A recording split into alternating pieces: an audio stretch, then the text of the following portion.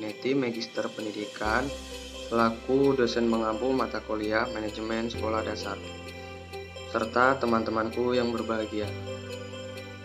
Di sini kami dari kelompok 4 akan menjelaskan materi diktat kami yang berjudul Manajemen Kurikulum. Sebelumnya kami akan memperkenalkan diri. Perkenalkan, nama saya Alfian Nurdin dengan NPM 5019203. Saya Cici Saita Yulensi dari kelas 3F NPM 5019097. Saya Berli Sintama dan NPM 5019082. Baiklah, itu tadi perkenalan anggota kelompok 4. Sekarang adalah penjelasan materi yang akan dijelaskan oleh Saudari Cici Saita Yulensi. Konsep dasar manajemen kurikulum. Kurikulum adalah seperangkat rencana dan pengaturan yang mencakup tujuan, isi dan bahan pengajaran serta metode yang digunakan sebagai bahan pengajar yang akan diselenggarakan dalam sebuah kegiatan pembelajaran untuk mencapai tujuan pendidikan tertentu. Manajemen kurikulum adalah sebuah proses atau sistem pengelolaan kurikulum yang kooperatif, komprehensif, sistemik, dan sistematik untuk mengacu ketercapaian tujuan kurikulum yang sudah dirumuskan. Proses manajemen kurikulum tidak lepas dari kerjasama sosial antar dua orang atau lebih secara formal dengan bantuan sumber daya yang mendukungnya.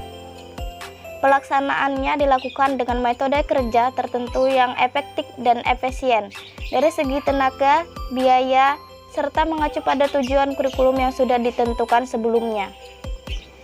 Prinsip dan fungsi manajemen kurikulum. Prinsip yang harus diperhatikan dalam melaksanakan manajemen kurikulum adalah sebagai berikut. 1. Produktivitas. Hasil yang akan diperoleh dalam pelaksanaan manajemen kurikulum harus sangat diperhatikan. 2. Demokratisasi. Proses manajemen kurikulum harus berdasarkan asas demokrasi yang seharusnya agar dapat melaksanakan tugas dengan sebaik-baiknya dan penuh tanggung jawab. 3. Kooperatif. Agar tujuan dari pelaksanaan kurikulum dapat tercapai dengan maksimal, maka perlu adanya kerjasama yang positif dari berbagai pihak yang terkait. 4. Efektivitas dan efisiensi. Rangkaian kegiatan kurikulum harus dapat mencapai tujuan dengan pertimbangan efektif dan efisien, agar kegiatan manajemen kurikulum dapat memberikan manfaat dengan minimalkan sumber daya tenaga, biaya, dan waktu. 5. Mengarahkan pada pencapaian visi, misi, dan tujuan yang telah ditetapkan.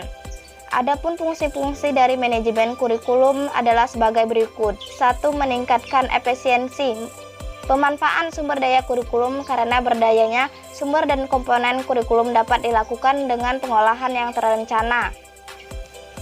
2. Meningkatkan kegiatan dan kesempatan bagi peserta didik untuk mencapai hasil yang maksimal melalui rangkaian kegiatan pendidikan yang dikelola secara integritas dan mencapai tujuan.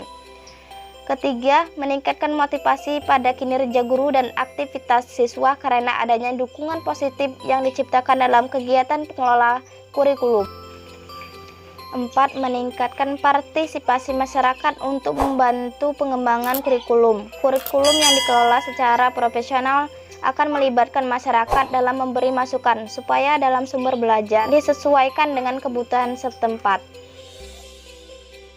Baiklah, saya akan melanjutkan penjelasan dari Cici Saita Yulensi.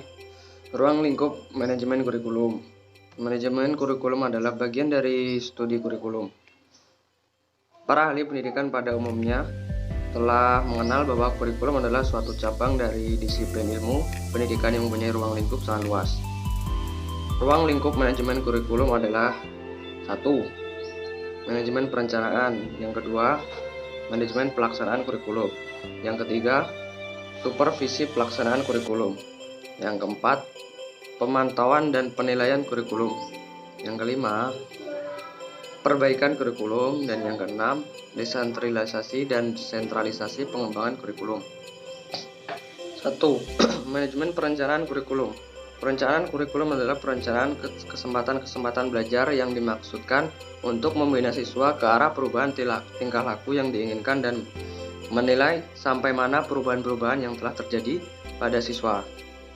Ada 5 hal yang mempengaruhi perencanaan dan pembuat keputusan. Yang pertama yaitu filosofis, 2. Konten atau materi, yang ketiga manajemen pembelajaran, yang keempat pelatihan guru, dan yang kelima sistem pembelajaran. Kegiatan inti pada perencanaan adalah merumuskan isi kurikulum yang memuat seluruh materi dan kegiatan yang dalam bidang pengajaran, mata pelajaran, masalah-masalah, proyek-proyek yang perlu dikerjakan. Yang kedua, manajemen pengorganisasian dan pelaksanaan kurikulum. Manajemen pengorganisasian dan pelaksanaan kurikulum berkenaan dengan suatu tindakan yang berhubungan dengan perincian dan pembagian semua tugas yang memungkinkan terlaksana.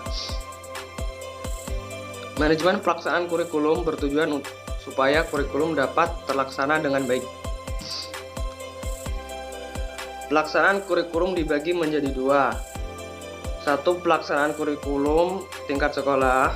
Yang kedua, pelaksanaan kurikulum tingkat kelas. Supervisi pelaksanaan kurikulum.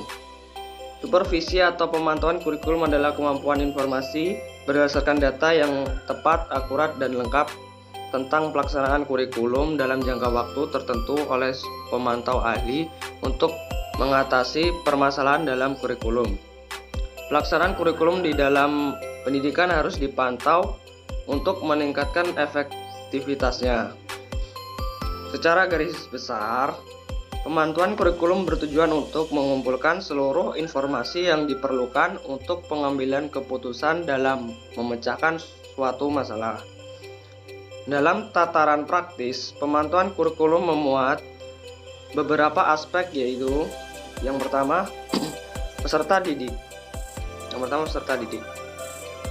Dengan mengidentifikasi pada cara belajar, prestasi belajar, motivasi belajar, keaktifan, kreativitas, hambatan, dan kesulitan yang dihadapi.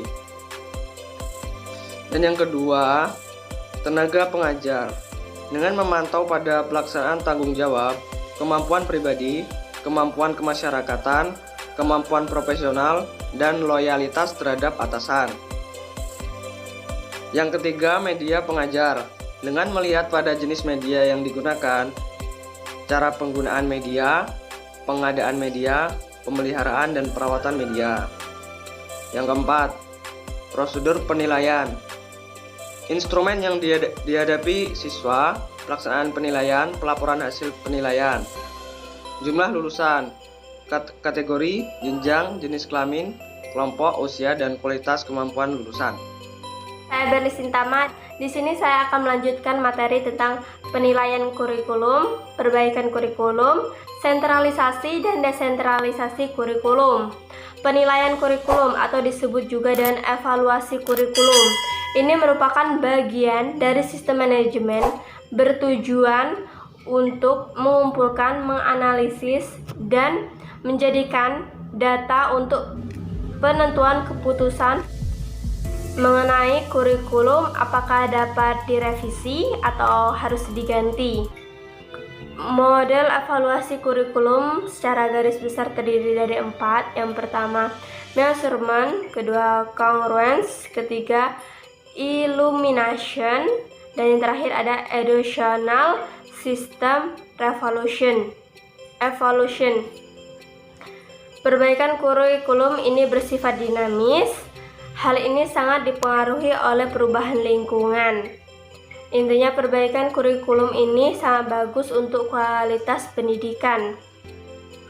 Sentralisasi dan desentralisasi pendidikan telah melahirkan berbagai hal seperti halnya totalisme penyelenggaraan pendidikan, keseragaman manajemen, melemahnya kebudayaan daerah, dan lain sebagainya.